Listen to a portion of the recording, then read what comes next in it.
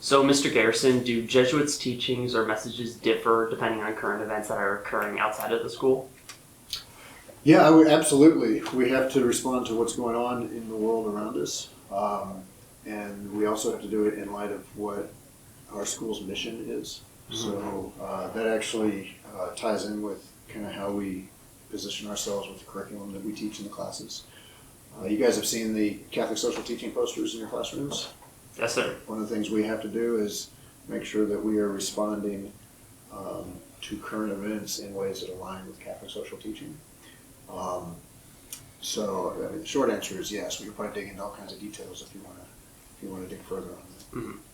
And with the rise of social media, what do you think has changed the most as far as like the culture of the school and the students? Wow, there's a lot to that. Well, I think one of the things that has changed is the way we interact with each other. Now, I've been pretty proud of our guys because I've got my phone right beside me. It's real easy to just have your face buried in your phone all the time. Mm-hmm. I think you guys are pretty good at finding the balance to that. But sometimes I think we all slip into this kind of zombie state where we just get online. I have had issues over the years where there were disciplinary situations around social media. Mm-hmm. When I started this job, there was not social media. I mean, there were no smartphones, so we didn't really have to deal with that. And so that's kind of the new thing. But by and large, I think you guys do a pretty good job of navigating that. Was there anything before social media that was the societal norm that kind of influenced how the students would act, or had social media completely changed the game? Well, I think social media has completely changed the game.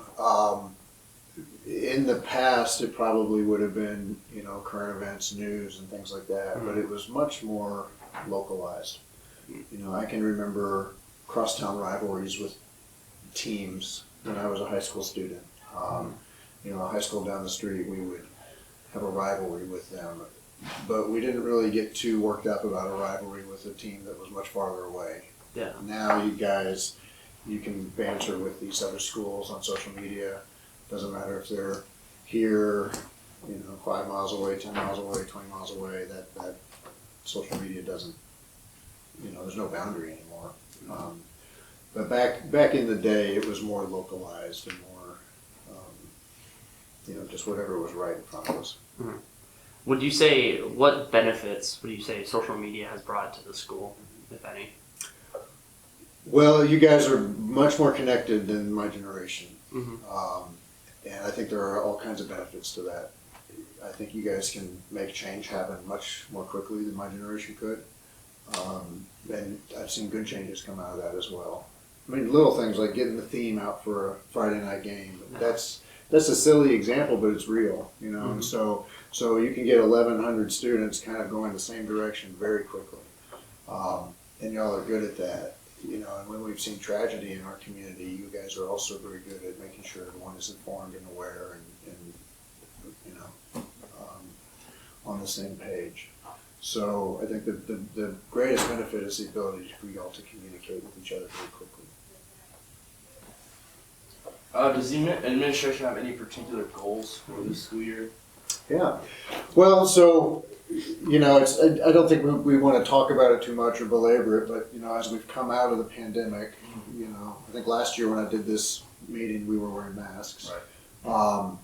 So one of the things on our mind is to make sure that if there are gaps, that if you guys, just because of the nature of the education system across the world in the last 2 or 3 years, we want to make sure that you are all caught up.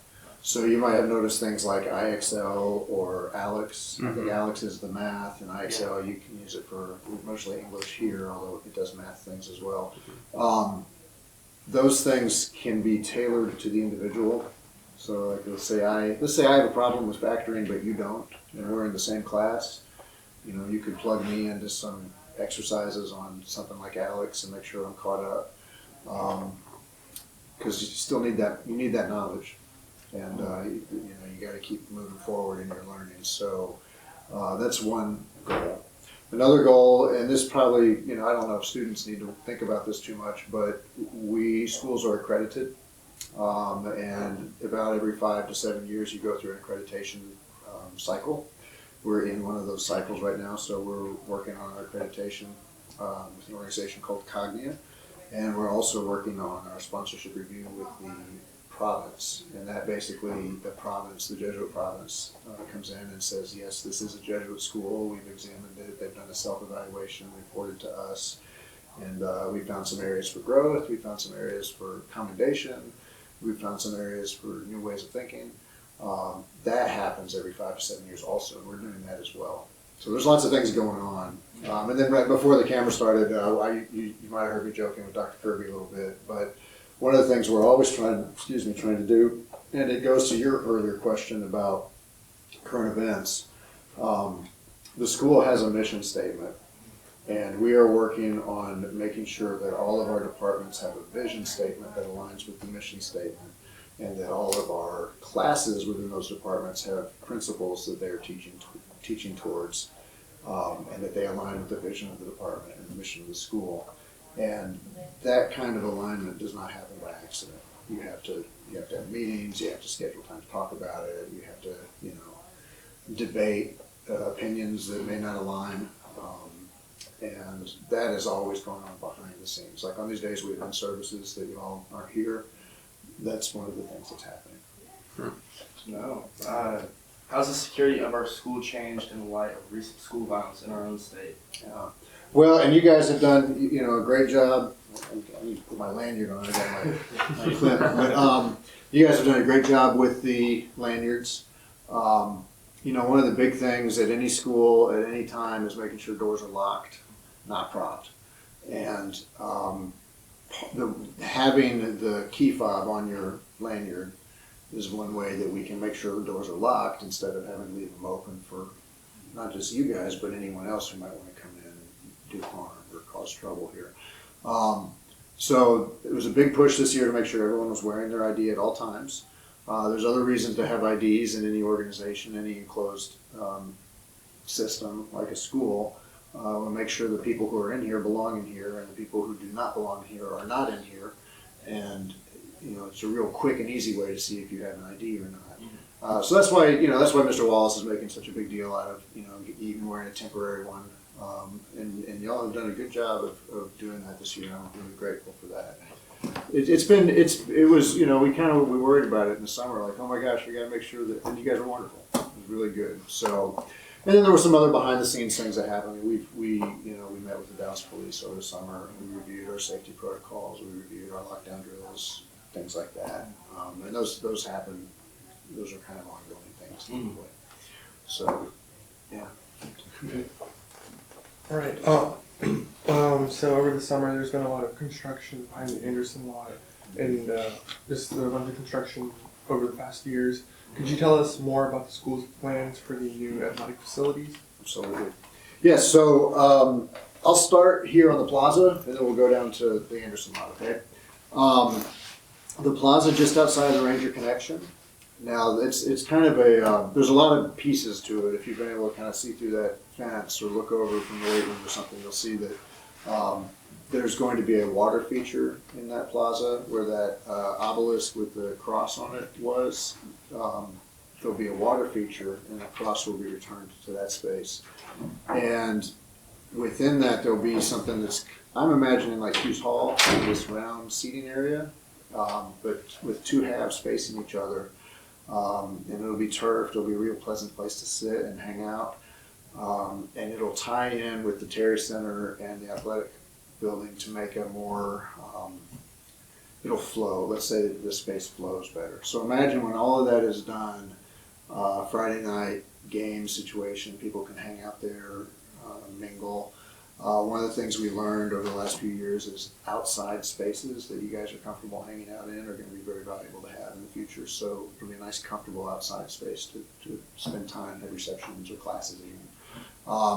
So that's not exactly athletic, but it's part of that construction process. So Then when you go south to the Anderson lot, they're putting in an athletic facility right there that will have locker rooms and some training facilities. So the plan will be to house lacrosse.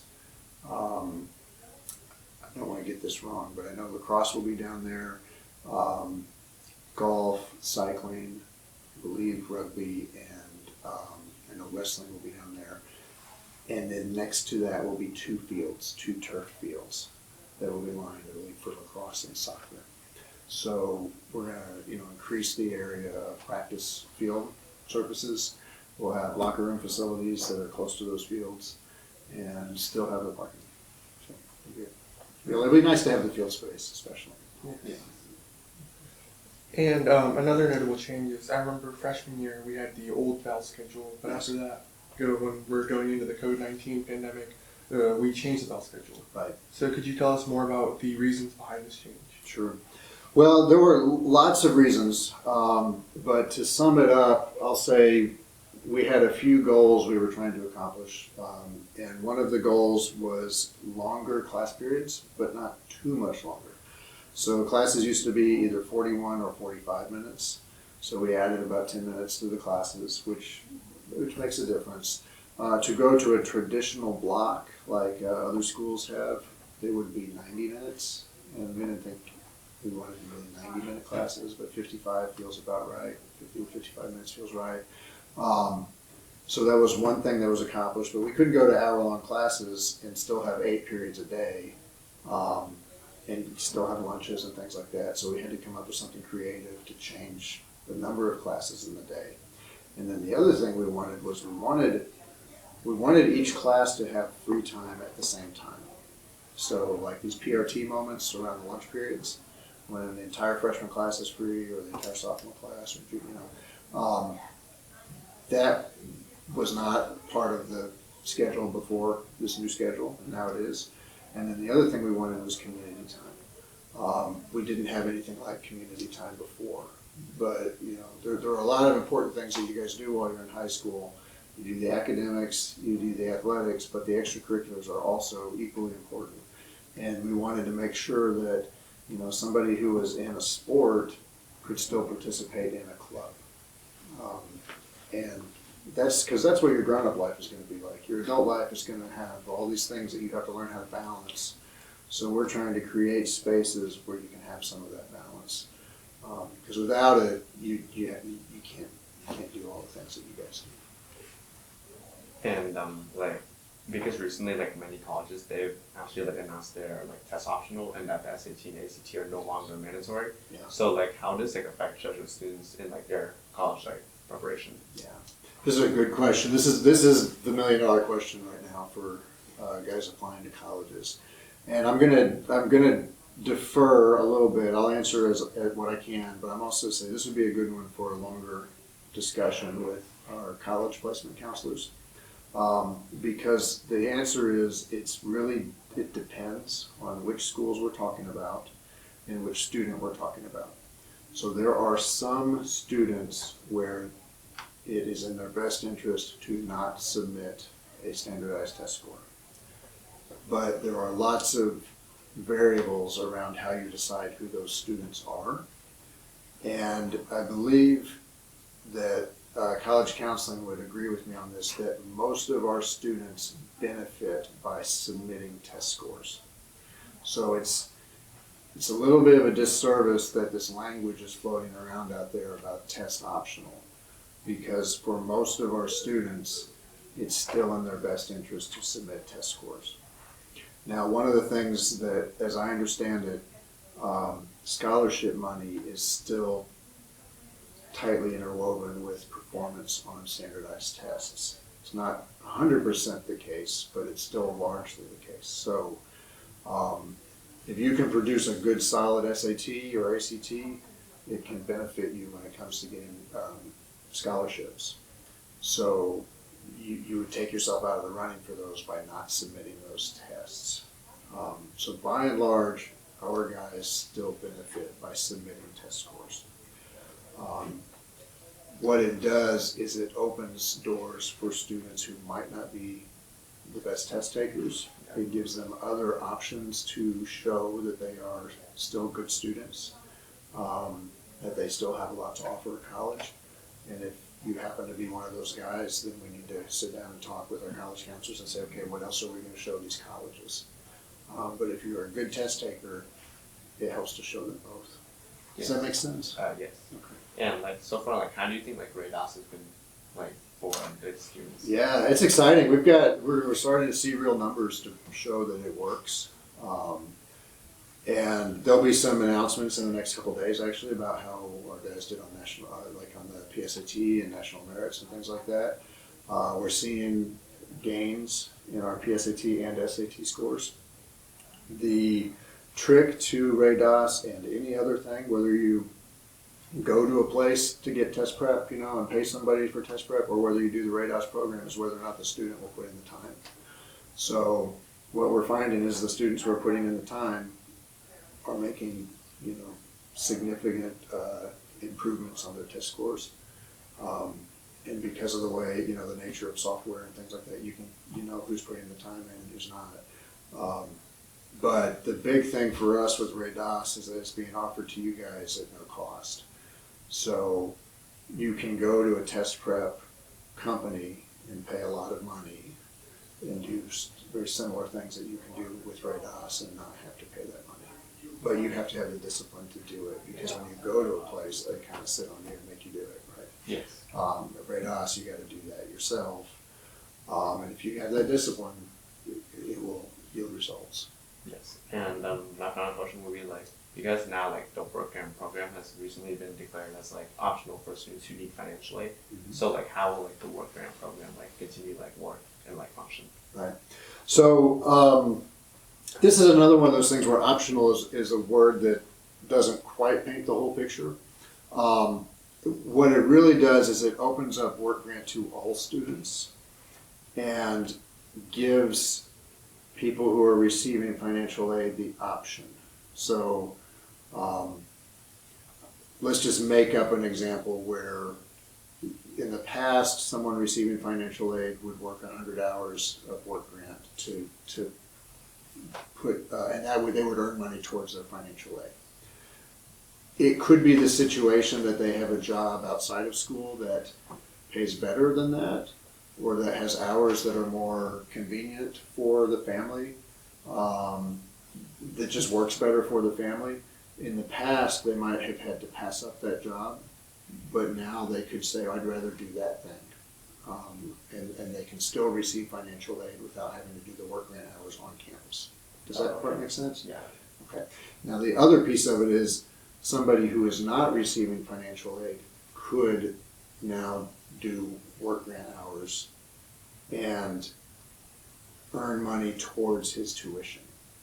So we have families that for one reason or another may choose not to seek financial aid, but they may still need or want their son to contribute to the tuition, and he can work here through work grant to do that. So optional, yes, but not going away. If anything, opened up more. Okay. Okay. Thank you. Yeah, absolutely. I think one of the most significant changes about this school year has been the change in COVID protocols compared to the last 2 years.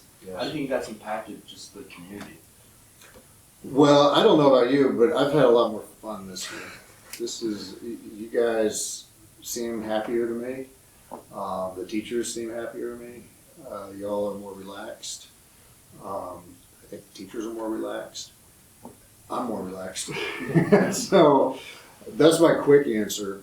And we can also talk about, I think, the emotional impact of being able to see each other's faces, being present in this room together instead of online.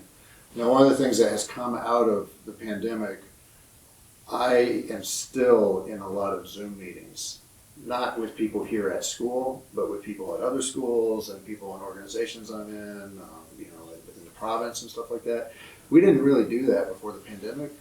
We would either meet in person less frequently because we'd have to travel, or we'd talk on the phone. Now we meet on Zoom, and what I have remembered, I forgot about this. I get tired on Zoom calls. Like, they wear me out. I don't know why. It's just like I could meet with you guys face to face for hours. 45 minutes of Zoom meeting, I'm wiped out. I don't know why. I don't know if it was like that for you guys online. Was it? Did that? Do you remember being stressful to be online? I don't like online meetings, No, so I'd rather be in school in person. So I guess that's my answer to that question. And like, how do you think like the aspect of like being like physically fit, like how's that like fit into like this year's theme of like also being intellectually competent? It's a great question. I wish I knew who said this because I would give them credit, but I read somewhere that if you want to change your mind, you need to change your body. And they were talking about mental health in that regard. It was a podcast or something I was listening to. And, you know, if you are sad or depressed or anxious, a good way to feel better quickly is to exercise. And so the aphorism, it was if you want to change your mind, you need to change your body. So saying get moving, get active, get physical. And I think it works the same way for education. Just not only mental health, but for our intellect as well. If we are healthier and we are in shape, everything works better. You got better blood flow, you got better oxygenation, everything that needs to be fueled is getting fueled. And your brain is using more energy than any other muscle in your body. So you've got to be fueling it with good food, good sleep, good exercise. So I think they go hand in glove, very important. So what do you think what are your thoughts on the performance of Thomas Cuisine so far? I've enjoyed it. I was nervous about them plating the food at first. I didn't know if that was going to work, but it seems to be working. They've gotten very quick at lunch to get the food to you guys. It doesn't look like you have to wait in line too long. The portion control, they figured that out. I think the food tastes good. I've been very happy with them. How about you guys? Well, I got you. I think it's much better than last year. I think one thing that's come from them plating the food, I think I go the same lady every single day for breakfast, and now she just knows what I want. She knows what you. That's But it's awesome. that personal. Yeah. Like we built a relationship Yep. in the community, Yeah. and I think that's really special. Like that's have a good day. Have a good like that's really important. Yeah, and you guys you've been good to them, and I need y'all to continue doing that. But this is a place that is a nice place to work. So yeah, I hadn't heard that before, but it doesn't surprise me that you guys are building relationships with them. The big thing is timing. Imagine the challenge of feeding 1,100 people twice in about 5 hours. Like I think where they start at 7 and they're done by 1. So 5 or 6 hours they do all of that, and we need your cooperation, and you guys have been doing it. So I also appreciate that you guys have been keeping the cafeteria cleaner, because who wants to eat in a place that's messy, right? Yeah. So sometimes we forget, sometimes we get rid, but as long as you keep it clean, and it's a good place to go eat and socialize, and study. So with the new UIL realignment, how do you think that will affect Jesuit athletics this year? Goodness. Well, I'm excited. We have Lake Highlands game tonight. Excited about that. I like that we are playing the Richardson schools and the Irving schools because we're not too far away. Richardson especially, I'm sure you guys have friends in Lake Highlands. You have friends in the Pierce neighborhood. You have friends in Richardson. The interesting one to me is now we're aligned with Highland Park. We haven't really been before. We've played them in the playoffs a little bit at a time when they were 6A about 5 or 6 years ago, and then they went back down to 5A. But now we're in with Highland Park again, and there's an interesting crosstown rivalry that we've realized here. So I will say publicly, I'm asking for all the student support on this. I need you guys to be classy. I need you guys to take the high road and continue to be, men for others. Cheer for your team, not against their team. Things like that. You all know what to do. We just need to do it. that game is at the end of this month, and it'll be interesting. Because the thing to remember also is we will play them in every sport we play, not just football. So we can't leave it all out there in the stands for football because we have baseball and basketball and lacrosse and all these other things, soccer, everything's coming up. We gotta save it for the whole season. Right? What else? I think that's all we got. Do you have any questions for us? Anything? Well, tell me your plans as for the paper. Like, what do you guys? What's your guiding thoughts for this year? You and I have met individually, but have all of you in the room. Kind of what are some guiding thoughts for this year? Oh, I think Austin. We've really tried to ramp up our social media, and Austin's done a great job with that. I think I've seen the roundup on Instagram, Twitter now a lot more. Yeah. And I mean, Anthony's been pumping articles out, all those teacher profiles. Yeah. Those are great. I mean, it's been rolling. Yeah, we've been making sure to cover everything from sports, academics, making sure everything's covered. I think freshman mixer is coming up, but social life is also important to cover. Awesome. And just making sure everything's good to go. I love it. Yeah, I think you guys are doing a wonderful job. The teacher profiles, that's been really cool. Oh, yeah. The social media, that's kind of the first thing people see of us, right? I was doing some research on Bishop Lynch and JP2 yesterday, and I went to their social media feeds, and I was kind of researching the whole school and how they're doing things. So you get that social life is very important because this is a place you need to be happy and healthy and engaged, and it's all of those pieces that come together. So you guys are doing a great job with that. I appreciate it very much.